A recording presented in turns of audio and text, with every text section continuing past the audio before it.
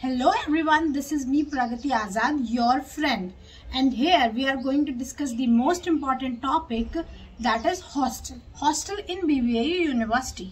तो रिसेंटली अभी मैं रह रही हूँ BBAU यूनिवर्सिटी के हॉस्टल में। तो इनिशियली मुझे भी बहुत सारी दिक्कत हुई थी, तो मैंने सोचा क्यों ना इस पे एक वीडियो बनाई जाए जिससे आप सभी लोगों को, जो नए बच्चे हॉस्टल में आ रहे हैं, उन्हें कोई दिक्कत ना हो। तो हॉस्टल से रिलेटेड मेरे दिमाग में भी बहुत सारे क्वेश्चन थे कि हॉस्टल कैसे मिलेगा, हॉस्टल की फीस क्या है, हॉस्टल किन किन बच्चों को मिलता है। तो आज हम इन्हीं सभी क्वेश्चंस पे डिस्कस करने वाले हैं। तो हमारा क्वेश्चन है पहला कि हॉस्टल अवेलेबल है कि नहीं, वो भी BBAU यूनिवर्सिटी में। तो इसका आंसर है कि यस, BBAU यूनिवर्सिटी में बहुत सारे हॉस्टल अवेलेबल है। For girls there is like 4 hostels, Sanghamitra girls hostel, Chitralekha, Yashodhara, ये सभी हॉस्टल है। तो हॉस्टल की अवेलेबिलिटी बहुत अच्छी है। और बॉयज के लिए भी कई सारे हॉस्टल है, लाइक 3 हॉस्टल्स हैं, तो आपको हॉस्टल आराम से मिल सकता है। सो नेक्स्ट क्वेश्चन है कि तो बॉयज के लिए जो हॉस्टल्स हैं उसका नाम है अशोका और कनिष्का। तो बॉयज के लिए भी लाइक 4 हॉस्टल है, मुझे सबका नाम नहीं पता है पर आप लोग को मिल जाएंगे। तो अगला क्वेश्चन ये है कि हॉस्टल की अलॉटमेंट प्रोसेस क्या है। तो अभी तो आप लोग का एडमिशन नहीं हुआ है, तो जब आप लोग काउंसलिंग के लिए कॉलेज में आएंगे तो काउंसलिंग के टाइम आप लोगों को हॉस्टल अलॉटमेंट के लिए एक फॉर्म दिया जाएगा। वो ऑफलाइन भी हो सकता है और ऑनलाइन भी हो सकता है। तो मैं तो आप लोगों को यही कहूंगी कि उस फॉर्म को जल्दी से जल्दी भर दें, क्योंकि उसी फॉर्म से आप लोगों को हॉस्टल मिलेगा कि नहीं मिलेगा ये पता चलेगा। तो प्रोसेस ये है कि वो फॉर्म आप लोग भरेंगे और इसके बाद हमारे कॉलेज में निकलती है बहुत सारी लिस्ट, लाइक लिस्ट कई सारी निकलती है 1, 2, 3, 4, पर आप जितनी जल्दी फॉर्म भर देंगे आपको उतनी जल्दी हॉस्टल अलॉट हो जाएगा। आप अपनी फीस भरें और आप हॉस्टल का रूम ले लें। तो ये प्रोसेस है हॉस्टल लेने की। लेकिन हॉस्टल मिलने की भी क्राइटेरिया है, लाइक सबसे पहले क्राइटेरिया है जो आपके मार्क्स आ रहे हैं। तो अगर आपके मार्क्स अच्छे हैं तो आपको हॉस्टल मिलने के चांसेस ज्यादा हैं। और मार्क्स के बाद आता है डिस्टेंस, जैसे कि मैं तो बरेली की हूँ, तो मेरा यहाँ से डिस्टेंस लाइक 280 किलोमीटर है, पर मेरे थोड़े मार्क्स अच्छे थे तो मुझे मिल गया हॉस्टल।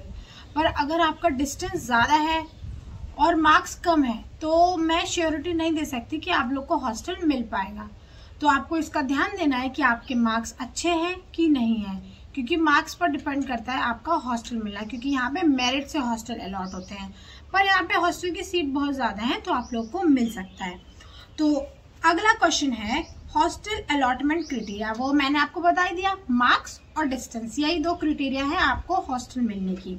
नेक्स्ट क्वेश्चन, हॉस्टल की फैसिलिटी। तो मैं आपको बताना चाहूंगी, रिसेंटली मैं भी हॉस्टल में रही हूँ। हॉस्टल यहाँ के बहुत अच्छे हैं।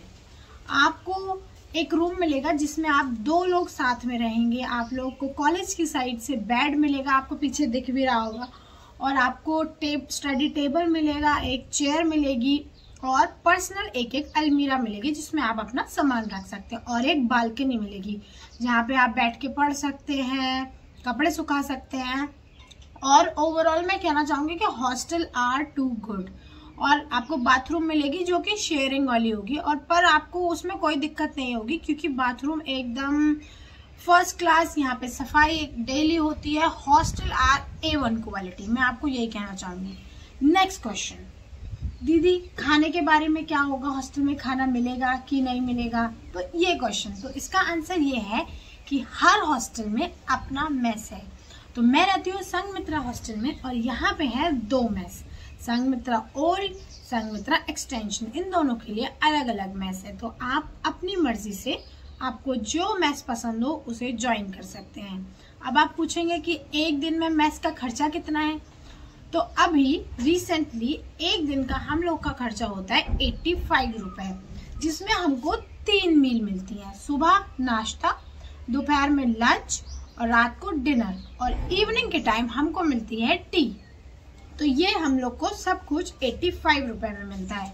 उसके बाद next question, the question is कि हम लोग को मेस से छुट्टी मिलती है कि नहीं मिलती है। तो यहाँ पे पहले, मेरे आने से पहले रूल ये था कि आप जितने टाइम की मील खाएंगे, लाइक आपने लंच खाया तो आपको लंच का ही पे करना पड़ेगा, आपने डिनर किया तो डिनर का ही पे करना पड़ेगा। लेकिन अब रूल चेंज हो चुका है, तो अब आप लोगों को सिर्फ महीने में 4 छुट्टियां मिलेंगी, आपको 4 दिन की ही लीव मिलेगी और बाकी दिन का पेमेंट आपको करना पड़ेगा। और इससे अलग आप फेस्टिवल जैसे कि होली पे आप 10 दिन के लिए घर जा रहे हैं तो उस टाइम आप क्लोज करा सकते हैं, मतलब आप मेस में अपना अकाउंट क्लोज करा दें और जब वापस आए तो अपना अकाउंट वापस से शुरू करा दें।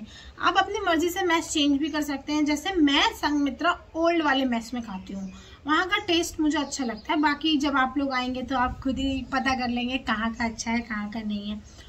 तो ये रही हॉस्टल की मेस से रिलेटेड फीस की बात। तो अब आप बोलेंगे कि जब हम हॉस्टल में आएंगे तो हमसे कितनी फीस और क्या सब लिया जाएगा, तो वो पूरा एक फीस स्ट्रक्चर है, वो मैं आपको अभी बताती हूँ आगे। गाइस, अगर हॉस्टल फीस को देखें तो इनिशियली आपको 1000 रुपये एडमिशन फीस देनी पड़ेगी और 2000 ये कॉशन मनी है जो कि आपको अभी देना पड़ेगा, पर जब आप हॉस्टल छोड़ के जाएंगे तो आपको वापस मिल जाएगा। और फिर देखिए एक्स्ट्रा चार्जेस है पर semester, electricity charge, room rent, service and maintenance charge.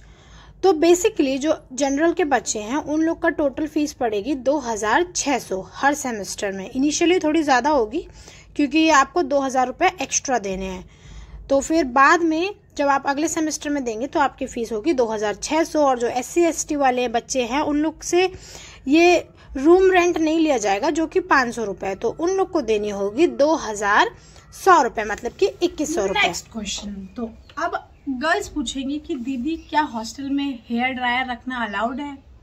तो नो, हॉस्टल में कुछ भी इलेक्ट्रिकल अप्लायंसेस रखना अलाउड नहीं है, जैसे हेयर ड्रायर हो गया, केटल हो गया, इंडक्शन हो गया, ये आपको कुछ भी अलाउड नहीं है। पर हाँ, आपको हर हॉस्टल में एक इंडक्शन मिलेगा जिसमें आप अपनी जरूरत के काम कर सकते हैं, जैसे पानी गर्म कर सकते हैं, मैगी बना सकते हैं, पर ज्यादा काम नहीं कर सकते।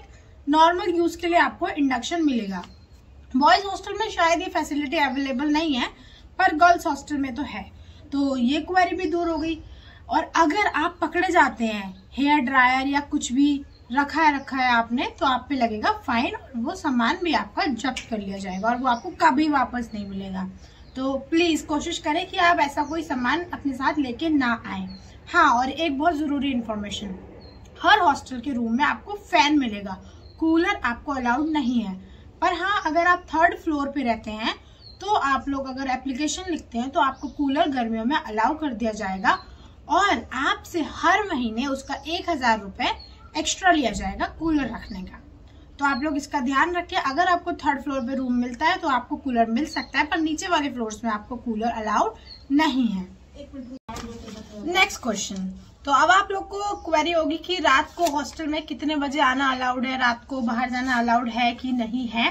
तो बॉयज के लिए ऐसा कोई खास रूल नहीं है कि आपको कितने बजे आना है एग्जैक्ट और नहीं आना है, पर गर्ल्स के लिए आपको एग्जैक्ट 8 बजे हॉस्टल के अंदर होना है और अगर आप नहीं आएंगे तो आप पे फाइन लगेगा एग्जैक्ट 8 बजे। और आपकी डेली जब आप बाहर जाएंगी तो भी एंट्री होगी और जब आप अंदर आएंगी तो भी आपकी एंट्री होगी, सब कुछ आपका रिकॉर्ड रखा जाएगा। तो यही सब हॉस्टल के रूल्स रेगुलेशन और सारी बातें थी जो मैंने आपको इस वीडियो में बता दिया। और अगर आपको हॉस्टल से रिलेटेड कोई और क्वेरी हो तो आप मुझसे बेझिझक कमेंट में बोल सकते हैं। I will definitely try to help you. Thank you everyone.